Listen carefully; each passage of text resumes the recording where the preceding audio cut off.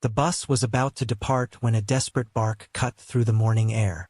Passengers turned, startled, to see a small Jack Russell Terrier frantically jumping beside the vehicle, its eyes filled with an almost human urgency. Driver Dave Wilson hesitated, his finger hovering over the button to close the doors. Something about the dog's behavior made his heart clench. This wasn't a simple request for a ride. Little did he know that his decision in the next few seconds would trigger a series of events that would leave everyone in panic and reveal a moving truth about the bond between humans and their faithful companions. Dave's weathered hand trembled slightly as he pulled it away from the door controls. In his 15 years as a bus driver in downtown Liverpool, he had seen his fair share of odd occurrences, but this was something entirely new. The dog barked again, more insistent this time, its small body quivering with what Dave could only describe as desperation. "What's the holdup?"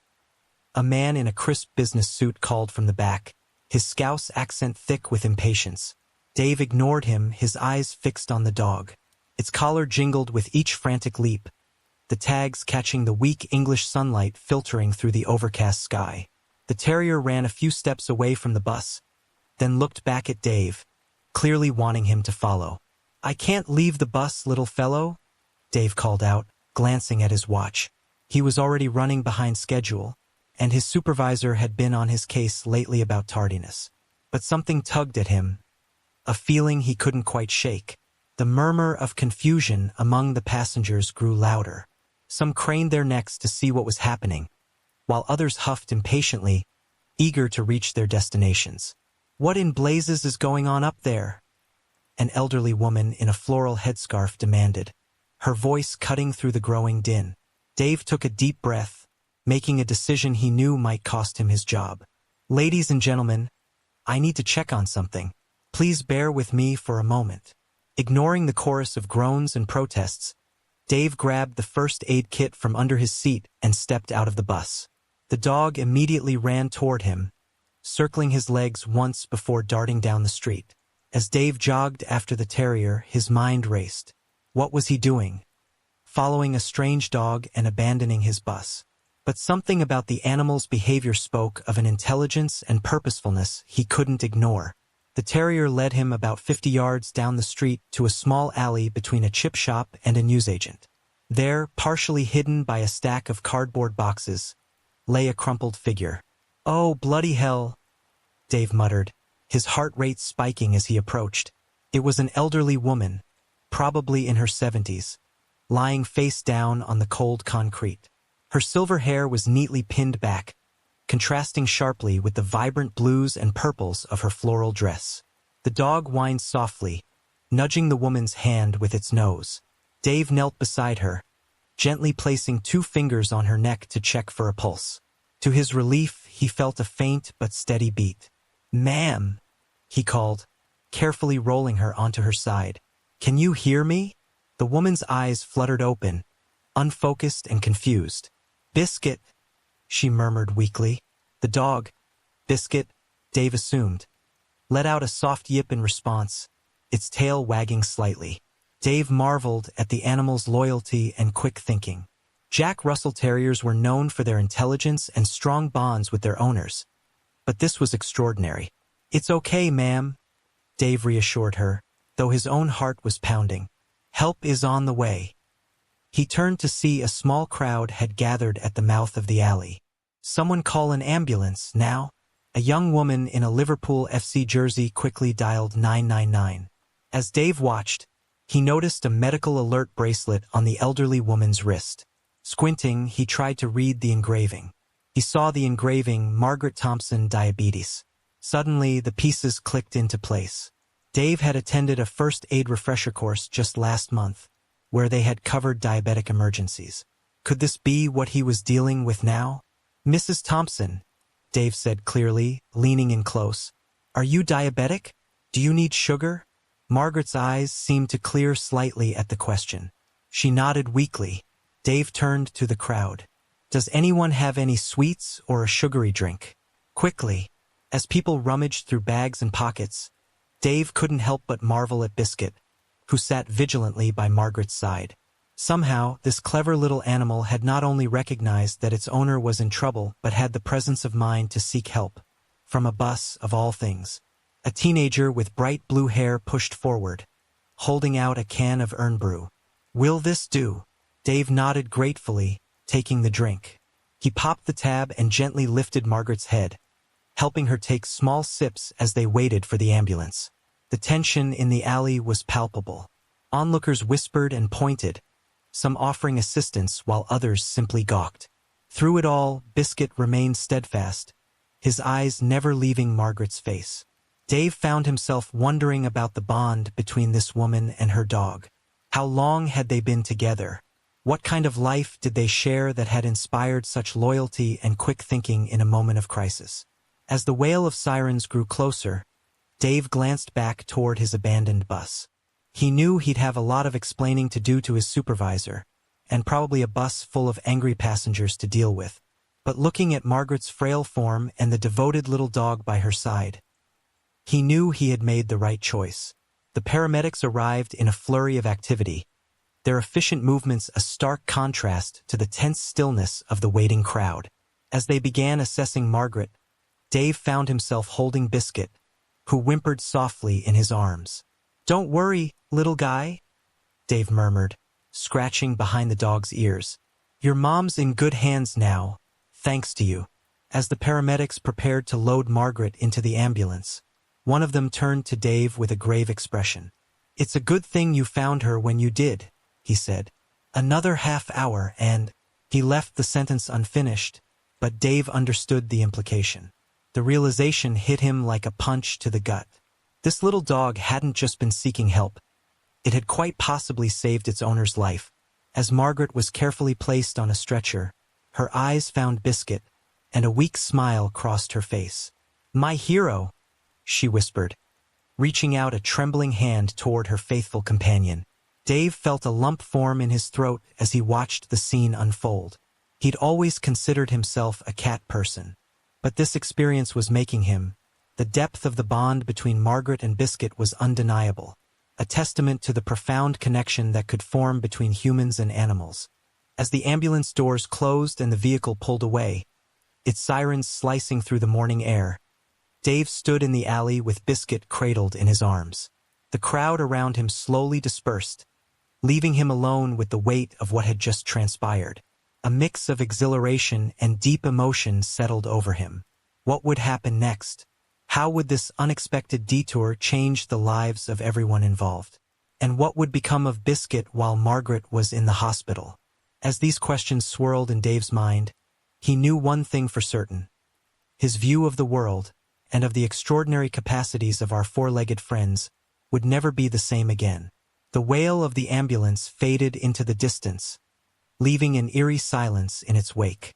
Dave remained in the alley, Biscuit nestled securely in his arms, the small dog letting out a soft whimper as his eyes fixed on the empty spot where the ambulance had been. "It's all right, little fellow," Dave murmured, stroking Biscuit's head. "She'll be okay." He wasn't sure if he was reassuring the dog or himself. A throat cleared behind him, jolting Dave back to reality. He turned to find a police constable standing at the mouth of the alley, notepad in hand. "Excuse me, sir," the officer said, his thick Liverpudlian accent unmistakable. "I need to ask you a few questions about what happened here." Dave nodded, suddenly aware of the weight of responsibility on his shoulders. As he recounted the events to the officer, he couldn't help but marvel at the series of coincidences that had led to this moment. If he hadn't been running late, if he hadn't decided to open the bus door, if Biscuit hadn't been so persistent. "And you say the dog led you here?" the constable asked, raising a skeptical eyebrow. "That's right," Dave replied, a surge of defensiveness rising on Biscuit's behalf. "I know it sounds barmy, but it's the truth. This little guy knew." The officer jotted something in his notebook, then glanced at Biscuit. "Well, I've heard stranger things. Jack Russells are known for their intelligence. Did you know they were originally bred for fox hunting? They're tenacious little buggers with a strong prey drive." Dave blinked in surprise. He hadn't known that, but it certainly explained Biscuit's determination. So he was just following his instincts, then? The constable shrugged. Maybe. Or maybe he's just a very good boy who loves his owner. Speaking of which, we'll need to find someone to look after him while Mrs. Thompson is in the hospital. The thought hadn't even occurred to Dave, and he felt a pang of worry.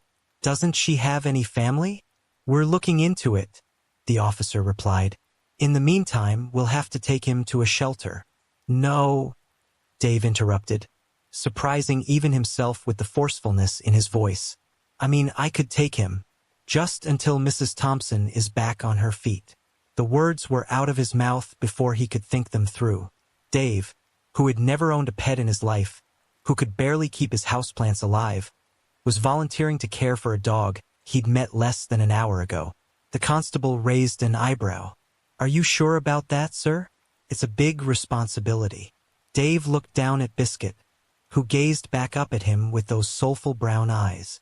And in that moment, he felt a connection to the little dog that he couldn't quite explain. I'm sure, he said firmly. The officer nodded and began taking down Dave's details when a commotion at the end of the alley caught their attention. A group of angry passengers from the abandoned bus had found their way to the scene, led by the businessman in the suit who had complained earlier. There he is, the man shouted, pointing an accusing finger at Dave. The irresponsible driver who left us stranded. Dave's heart sank. In the chaos of the rescue, he had completely forgotten about his job. He could already picture the stern lecture from his supervisor, the write-up in his file, possibly even dismissal. How was he going to explain this? But before he could say a word, something unexpected happened. Biscuit, sensing the threat to his new friend, let out a series of sharp, warning barks. The small dog's fierce protectiveness seemed to catch everyone off guard, halting the angry mob in their tracks. In that brief pause, a young woman stepped forward, the same one who had called the ambulance earlier. Wait, she said, her voice cutting through the tension. You don't understand. This man is a hero. As she explained what had happened, Dave watched the anger on the passengers' faces slowly melt into a mix of surprise and reluctant admiration. Even the businessman who had led the charge looked particularly chagrined. I had no idea, he muttered, his earlier bravado deflated. I thought you just abandoned your post for no reason. Dave shook his head. I know how it must have looked, and I'm sorry for the inconvenience, truly. I couldn't ignore a cry for help, even if it came from an unexpected source. He glanced down at Biscuit, who had calmed and was now sitting quietly at his feet. The constable, who had been watching the exchange with interest, cleared his throat. Right then. I think we're done here for now, Mr. Wilson. We'll be in touch if we need any further information. As the crowd dispersed and the officer left, Dave found himself alone once more with Biscuit. The events of the morning felt surreal, like a vivid dream, but the warm weight of the dog leaning against his leg was undeniably real. Well, mate, Dave said, looking down at his new charge. Looks like it's you and me for a while. What do you say we head home? Biscuit's tail wagged in response, and Dave couldn't help but smile. As they walked out of the alley together, he realized that his life had irrevocably changed in ways he couldn't yet fathom. The bus depot was only a few blocks away, and Dave decided to face the music sooner rather than later.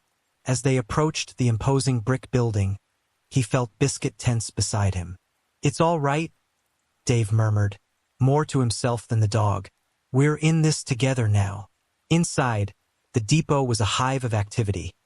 Drivers coming and going, the air thick with the smell of diesel and the hum of conversation as workers changed shifts. Dave made his way to the supervisor's office, his heart pounding. He knocked on the door, Biscuit a reassuring presence at his side. Come in, a gruff voice called. Dave entered to find his supervisor, Mr. Granger, scowling at a computer screen. The older man looked up, his frown deepening at the sight of him. Wilson, he growled, I've got half the city complaining about a bus left abandoned on Gerrard Street. You'd better have one hell of an explanation. Dave took a deep breath and began recounting the morning's events.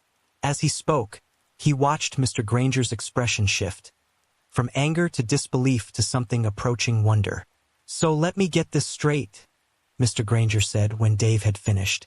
You left your bus to follow a dog, who led you to a woman having a medical emergency? Put like that, it did sound rather unbelievable. Dave nodded, bracing himself for the inevitable reprimand. Instead, Mr. Granger let out a low whistle. Well, I'll be damned. Wilson, in all my years on this job, I've never heard a story quite like that. He leaned back in his chair, studying Dave with new eyes. You know, we've been looking for someone to feature in our new community outreach campaign. Liverpool's finest, more than just drivers. He paused, then nodded. I think we might have found our man. Dave blinked, taken aback. Sir, Mr. Granger smiled, a rare sight that transformed his craggy face. What you did today, Wilson, that's the kind of thing that restores people's faith in humanity. It's exactly the image we want to project. As the words sank in, a wave of relief washed over Dave. Not only was he not being fired, he was being celebrated. Mr. Granger's eyes fell on Biscuit, who had been sitting quietly by Dave's side. And who's this little hero? This is Biscuit, sir, Dave replied, reaching down to scratch behind the dog's ears. I've sort of agreed to look after him while his owner recovers. Mr. Granger nodded approvingly. Good man. Now, why don't you take the rest of the day off? Get this little fella settled in. We'll sort out the details of the campaign tomorrow. As Dave left the office, his head spun from the unexpected turn of events. He looked down at Biscuit, who gazed up at him with what Dave could have sworn was a look of pride. Well, mate, Dave said, grinning. Looks like we both might be local celebrities soon. What do you say we go home and celebrate, with some proper dog food for you? Biscuit's enthusiastic bark echoed through the depot, drawing smiles from the other drivers. As they stepped out into the Liverpool afternoon, the weak sun breaking through the clouds, Dave realized something. Sometimes the most extraordinary days could start with something as simple as a bark.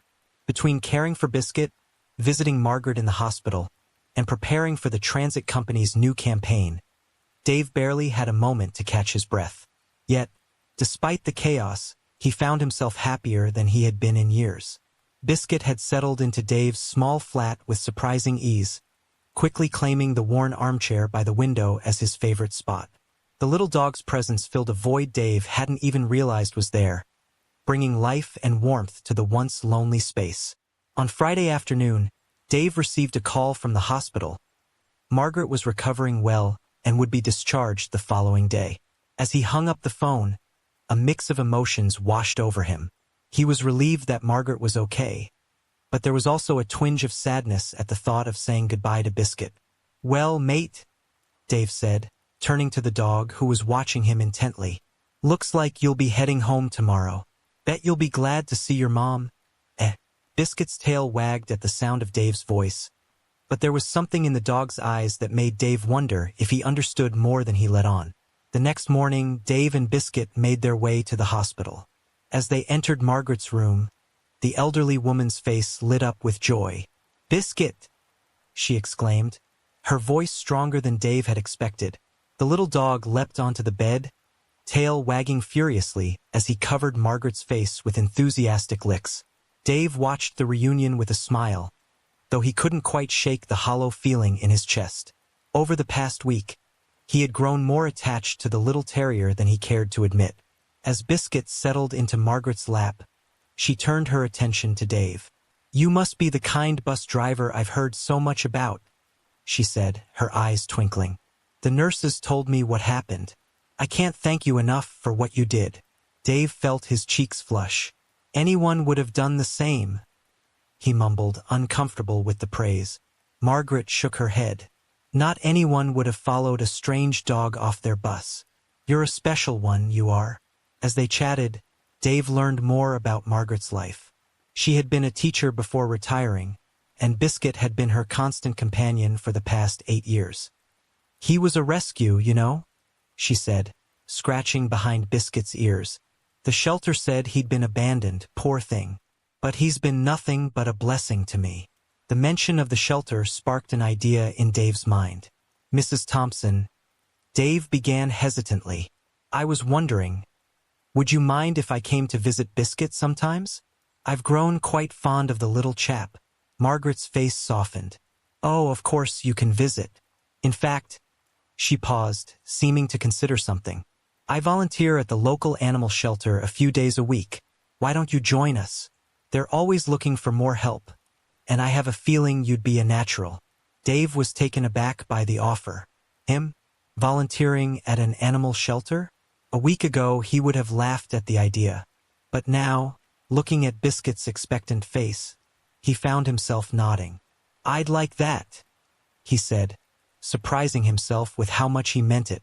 As they left the hospital, Biscuit trotting happily between them, Dave felt a sense of purpose he hadn't experienced in years.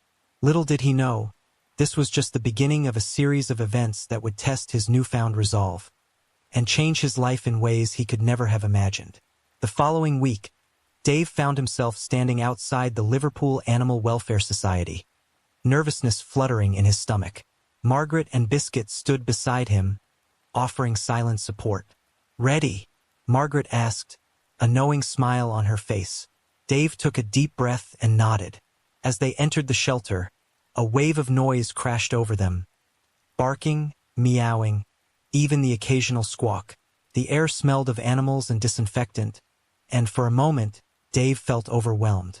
A young woman with vibrant blue hair approached, her face lighting up at the sight of Margaret. Mrs. T, so glad to see you back on your feet, she exclaimed before turning curious eyes to Dave. And who's this? This is Dave, Margaret said, patting his arm.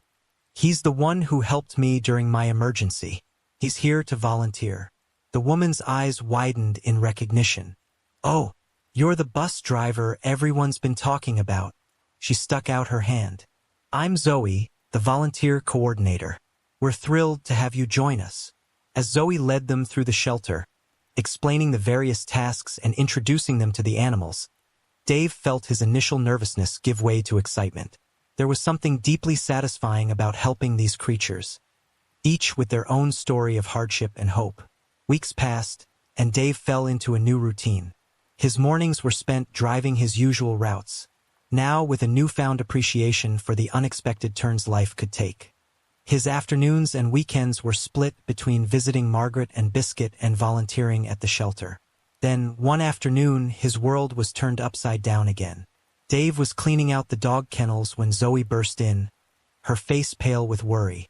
Dave, we need your help, she said urgently. There's been a big accident on the M62. A truck carrying dogs from a puppy mill overturned. Comforting presence. But then he thought of the terrified puppies, the neglected dogs who had been given no choice but to suffer in silence. No, backing down wasn't an option. The next morning, Dave met with Margaret and Zoe at the shelter, his face set with determination. He told them everything about the encounter the night before. Margaret frowned. Threats like that only mean one thing: you're making a real difference. Zoe's expression darkened. But it also means we have to be careful. These people don't play fair. Dave exhaled sharply, running a hand through his hair. I'm not backing down. If anything, this just proves how important our fight is. Zoe nodded. Then we do this smart. We go bigger. If they want to scare us into silence, we make sure the whole city hears us instead. And so, the campaign escalated. The shelter partnered with local news stations, social media influencers, and even a few sympathetic politicians. Public outrage grew, and soon, pressure mounted on law enforcement to take serious action against illegal breeding operations. But the threats didn't stop. Anonymous calls, slashed shelter tires, even an attempted break-in rattled the volunteers. Yet, despite the fear, Dave's resolve never wavered. Then, one night, everything changed. Dave was on his way home when he noticed his front door slightly ajar. His stomach dropped. He slowly pushed it open, his heart hammering in his chest. The living room was untouched, but as he stepped inside, he heard it, soft, shaky breathing. Biscuit. Rushing to the bedroom, he found the little dog curled up in a corner, trembling. A note lay on the floor beside him, scrawled in rough, deliberate handwriting. Back off. Next time, it won't just be the dog. Dave clenched his fists, fury and fear twisting inside him. They had threatened him, the shelter, and now they had come for Biscuit. This wasn't just about rescuing animals anymore. This was about standing up to those who thrived on cruelty and fear. As he knelt beside Biscuit, gently stroking his fur, a steely determination settled over him. "They want to fight?" he murmured. "Then let's give them one." Little did Dave know, the battle ahead would test him in ways he'd never imagined. And by the time it was over, he would no longer be just an ordinary bus driver. He would be something far greater. Dave swallowed hard, his mind racing.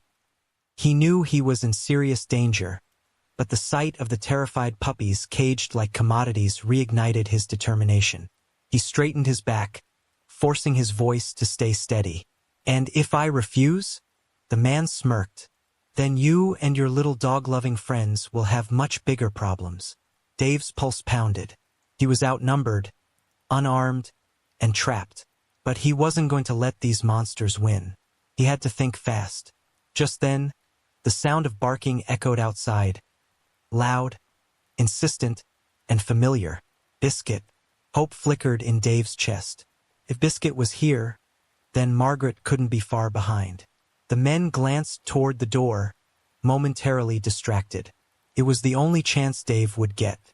With a burst of adrenaline, he lunged, knocking over the closest thug and sending a stack of metal crates crashing down. Puppies yelped in fright as chaos erupted. The other man reached for him, but Dave ducked, swinging a loose chain into his attacker's legs, sending him stumbling. Before anyone could react, the warehouse doors burst open. Margaret, Zoe, and behind them Liverpool police. "Step away from him," an officer barked. The criminals froze, realizing they had lost. Within moments, officers swarmed the warehouse, arresting the men and beginning the process of freeing the caged dogs. Dave exhaled shakily, his heart still racing as Biscuit bounded into his arms, licking his face.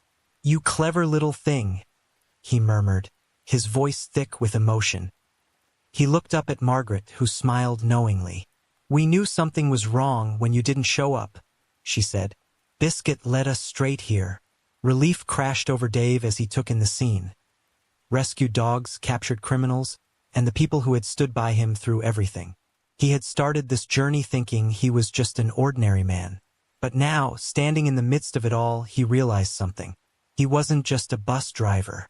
He was a fighter, a voice for the voiceless, a man with a purpose. And this was only the beginning. Dave's mind raced. He was outnumbered and overpowered. How could he possibly escape this? As he frantically searched for a solution, a familiar sound cut through the air. A sharp, insistent bark. Everyone froze. Couldn't be. Suddenly, the warehouse door burst open, and in streamed a team of police officers, led by none other than Biscuit, straining at his leash, held by a very worried-looking Margaret. "Dave!" she cried out, relief washing over her face as the police quickly subdued the puppy mill operators. Only then did Dave learn the incredible truth. When he hadn't shown up at Margaret's for their usual visit, she had grown worried.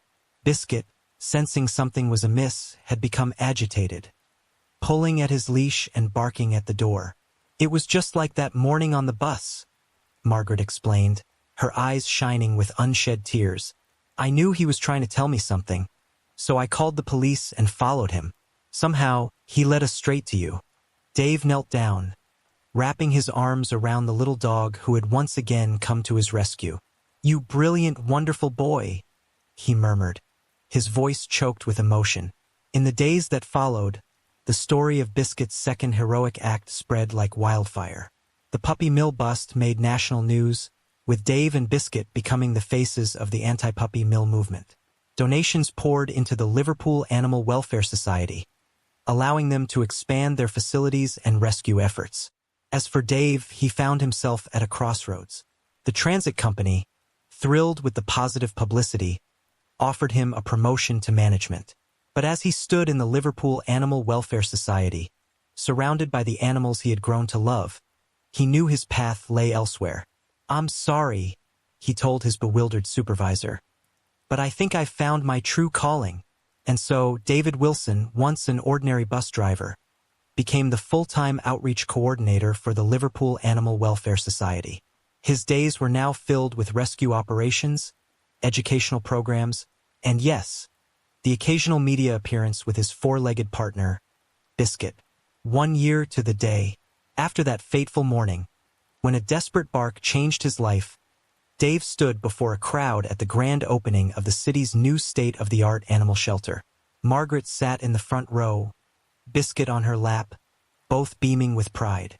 "A year ago," Dave began, his voice carrying across the gathered crowd, "I was just a bus driver. I thought I knew where my life was headed. But then this little dog," he gestured to Biscuit, who perked up at the attention, "showed me that sometimes the most extraordinary journeys begin with the smallest of actions." He paused, looking out at the sea of faces, fellow volunteers, rescued animals in the arms of their new families, community members who had rallied behind their cause. "Biscuit taught me that heroism isn't about grand gestures. It's about being willing to listen, to take a chance, to follow your heart, even when it leads you off your planned route. Each of us has the power to make a difference, to be a hero to someone in need, whether they have 2 legs or 4. As applause filled the air, Dave felt a profound sense of gratitude wash over him. His life had been transformed in ways he could never have imagined, all because he chose to listen to a dog's desperate plea for help. Later that evening, as Dave sat in Margaret's cozy living room, Biscuit curled up contentedly between them. He marveled at the journey that had brought him here, from a solitary existence to being part of this unconventional but loving family, from a spectator in life to an active force for change in his community. "Penny for your thoughts?" Margaret asked, a knowing smile on her face. Dave chuckled, reaching down to scratch Biscuit's ears. "I was just thinking about how much has changed. A year ago, if someone had told me I'd be where I am now, I'd have thought they were barking mad." Margaret laughed, the sound warm and comforting. "Life has a funny way of surprising us, doesn't it? You know, there's an old saying, when the student is ready, the teacher appears. I think Biscuit here was your teacher in a way. He saw something in you that you hadn't yet seen in yourself." Dave nodded, feeling a lump form in his throat.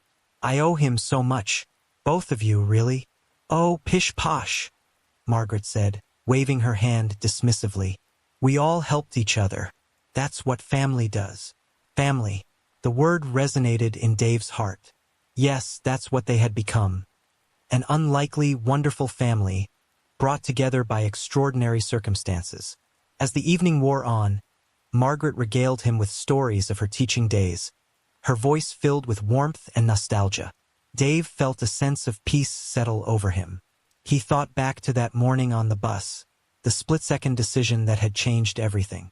How close he had come to ignoring Biscuit's plea, to staying in his safe, predictable routine. Life, he realized, was a lot like driving a bus. You might start out with a set route in mind, but you never knew when you might need to take an unexpected turn. The key was to remain open to the possibilities, to be willing to veer off course when something or someone important called for your attention. As he prepared to leave for the night, Dave knelt down next to Biscuit.